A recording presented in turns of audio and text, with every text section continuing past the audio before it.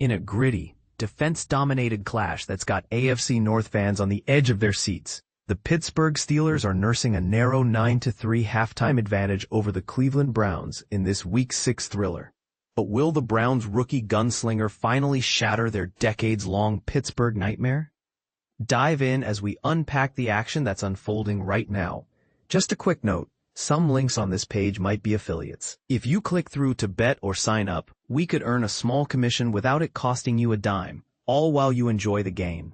Rookie QB Dillon Gabriel steps up for his second Browns start October 12, 2025, 2:34 p.m. ET, 1-minute read.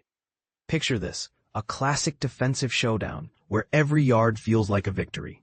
At the break in this AFC North rivalry, the Steelers lead 9-3, thanks to their opportunistic play and the Browns' early offensive struggles.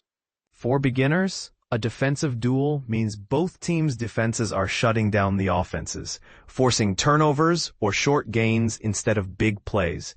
It's low-scoring and tense. Pittsburgh built their edge with 3 spot-on field goals from kicker Chris Boswell in the first half, putting them up 9-0 before Cleveland clawed back a field goal of their own.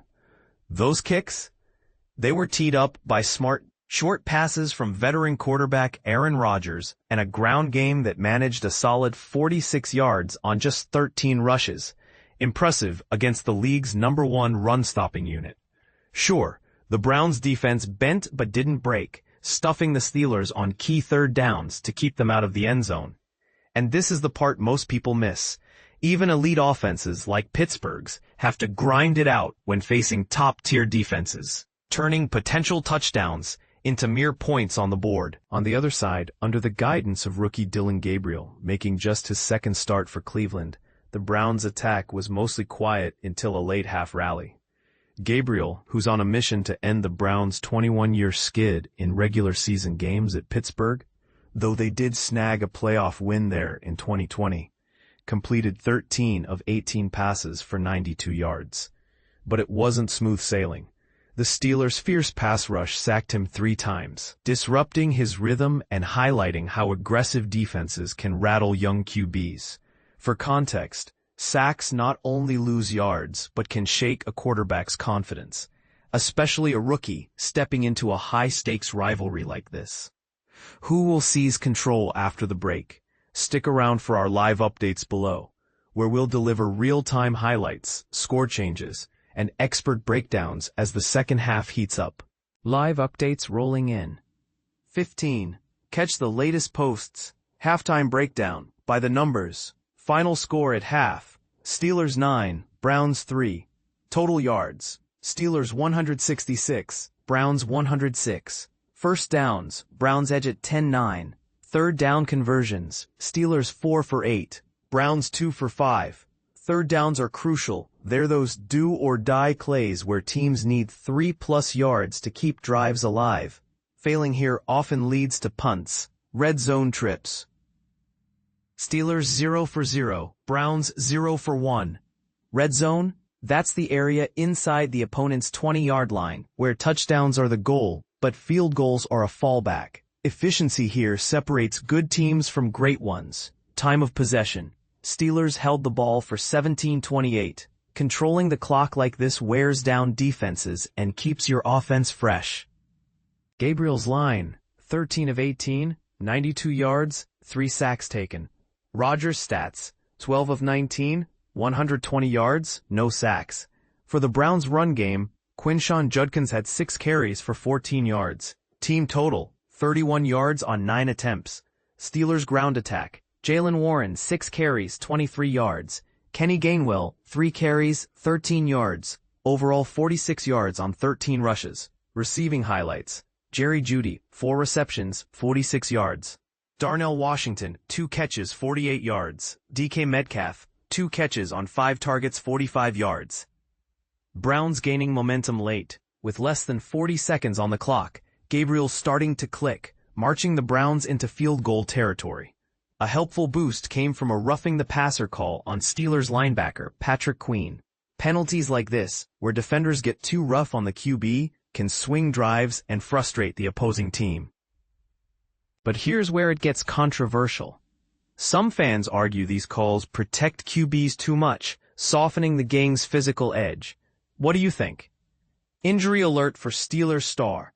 Pittsburgh's all-pro special teams ace, Miles Killebrew, went down clutching his knee after a kickoff return. It looked serious, with Coach Mike Tomlin and the training staff rushing out. Injuries like this can derail special teams units, which often set the tone with big plays on punts and kicks. Fingers crossed for a quick recovery. Steelers pad the lead with another kick. At 3:38 before halftime, Boswell's field goal pushed Pittsburgh to 9-0. Rodgers orchestrated the drive with flair, a 19-yard dart to Metcalf, and a 12-yard toss to tight end Darnell Washington, who's filling in admirably as the number 2 wide receiver with Calvin Austin sidelined by injury. A false start flag on Metcalf stalled things, forcing the field goal instead of a potential score. Teaser, Rodgers' deep ball attempts are bold, but incomplete passes like these raise questions. Is he forcing it too much against this secondary? Pittsburgh goes up 6-0 on third FG try. The Steelers' third possession mirrored their opener, ending in a medium-range boot from Boswell for a 6-0 lead. Their rushing attack is clicking against Cleveland's vaunted number 1 run defense. Think of it as punching through a brick wall. Passing-wise, though, Rodgers is 6 of 12, struggling a bit. He's airing it out to Metcalf on deep routes, but those misses are costing drives. Credit to him for the aggression.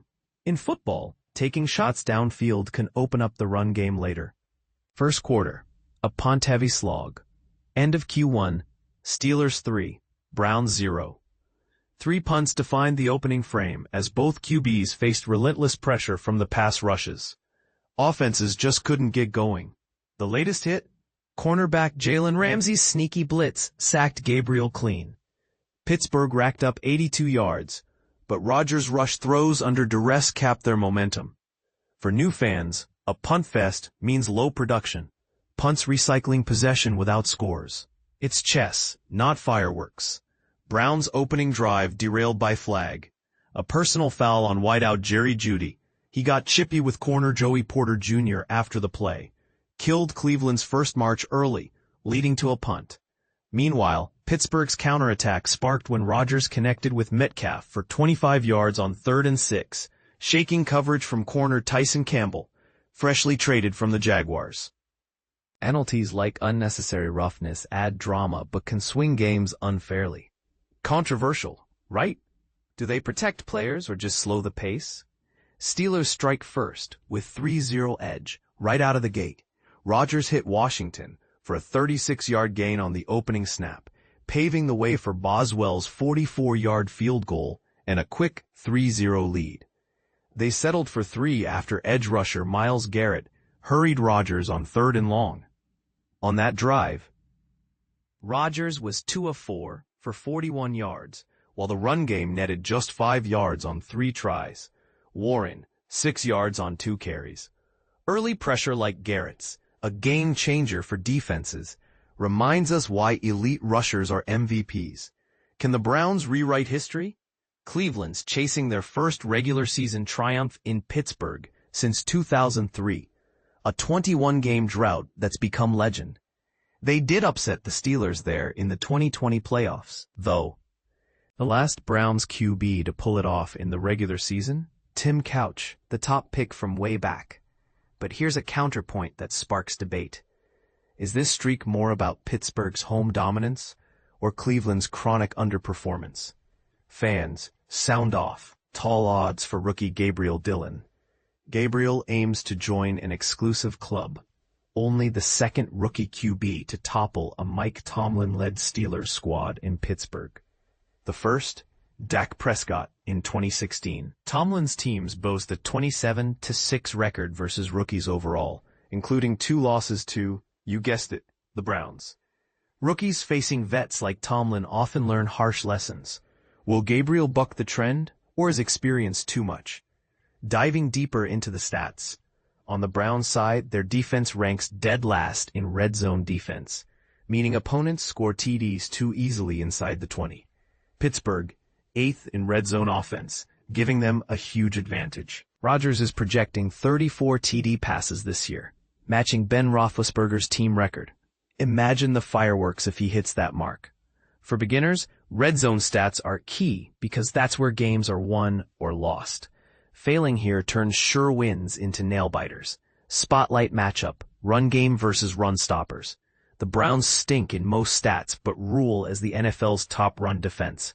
Pittsburgh's rush offense, a dismal 31st. Statistically, Cleveland has the upper hand, yet. After torching the Vikings last week, the Steelers might lean heavy on the run to test that. Rodgers noted this week that cover 2 schemes, a safe defensive coverage leaving deep zones open, invite vertical passes, but a solid ground attack forces adjustments, creating big play opportunities, smart strategy or stubborn. Browns sideline news. Inactives. Defensive tackle Mike Hall Jr. sits out, still rehabbing a knee tweak from Week 18 of 2024. He was limited in practice, but Coach Kevin Stefanski praised his progress. Mike's doing a really nice job. He's had some really good moments in these practices and really attacking this rehab, and certainly seems to me, just watching him, getting better every single day. He's getting very close, doing well, and doing everything that is asked of him. Source Cleveland Browns site. Losing a DT like Hall weakens the front. A blow in this defensive battle. Steelers roster updates.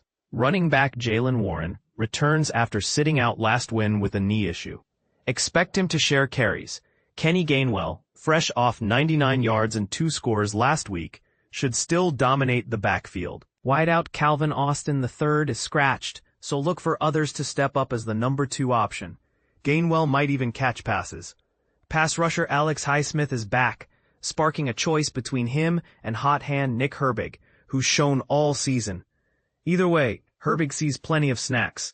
Depth like this keeps contenders rolling. Kick off to our Steelers-Browns live coverage. Hey everyone, welcome to our in-depth look at this Week 6 AFC North battle between the Steelers and Browns. Weather's ideal. Sunny skies, 66 degrees. Perfect for some hard-hitting football without the elements interfering. Inactive lists dropping here shortly. Stay tuned. Wrapping up the first half, it's all about those defenses holding firm. But as the second half looms, ponder this.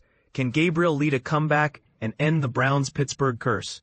Or will Rodgers and the Steelers' grit seal another rivalry win? And is the league's penalty system fair in protecting QBs, or does it tilt the scales?